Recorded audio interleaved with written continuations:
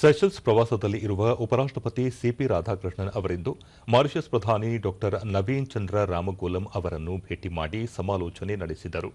ಈ ಕುರಿತು ಸಾಮಾಜಿಕ ಜಾಲತಾಣದಲ್ಲಿ ಮಾಹಿತಿ ಹಂಚಿಕೊಂಡಿರುವ ಉಪರಾಷ್ಟಪತಿ, ಇತಿಹಾಸ ಮತ್ತು ಸಂಸ್ಕೃತಿಯಲ್ಲಿ ಬೇರೂರಿರುವ ಬಲವಾದ ಮತ್ತು ಶಾಶ್ವತವಾದ ಬಾಂಧವ್ಯವನ್ನು ಭಾರತ ಮತ್ತು ಮಾರಿಷಸ್ ಹೊಂದಿದ್ದು, ದ್ವಿಪಕ್ಷೀಯ ಸಂಬಂಧಗಳನ್ನು ಮತ್ತಷ್ಟು ಬಲಪಡಿಸುವ ಕುರಿತು ಚರ್ಚೆ ನಡೆಸಲಾಯಿತು ಎಂದು ತಿಳಿಸಿದ್ದಾರೆ.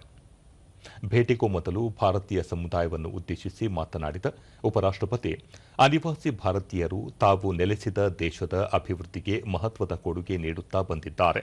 ಮಹಾತ್ಮ ಗಾಂಧೀಜಿ ಅವರು ಅನಿವಾಸಿ ಭಾರತೀಯರ ಶ್ರಮವನ್ನು ಶ್ಲಾಘಿಸಿದ್ದರು. ಸೆಷಲ್ಸ್ ರಾಷ್ಟ್ರ ನಿರ್ಮಾಣ ಮತ್ತು ಅಭಿವೃದ್ಧಿಯಲ್ಲಿ ಅನಿವಾಸಿ ಭಾರತೀಯರ ಕೊಡುಗೆ ಅನನ್ಯವಾಗಿದೆ ಎಂದು ಹೇಳಿದರು.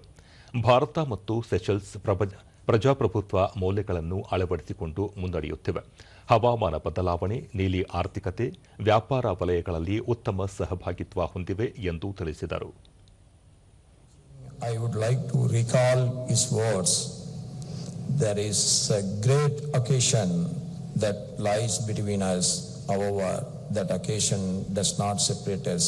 It brings us closer and together.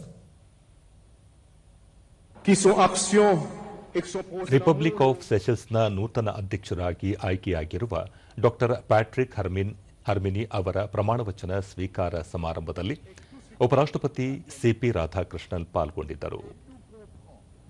Qui n'a pas fraternité sans la justice et n'a pas la justice pour nouveau président du pays, Dr Patrick. ಇದಕ್ಕೂ ಮುನ್ನ ಸೆಷಲ್ಸ್ಗೆ ಆಗಮಿಸಿದ ಉಪರಾಷ್ಟಪತಿ ಸಿಪಿ ರಾಧಾಕೃಷ್ಣನ್ ಅವರನ್ನು ವಿಮಾನ ನಿಲ್ದಾಣದಲ್ಲಿ ಅಲ್ಲಿನ ಭಾರತೀಯ ಅಧಿಕಾರಿಗಳು ಆತ್ಮೀಯವಾಗಿ ಬರಮಾಡಿಕೊಂಡರು.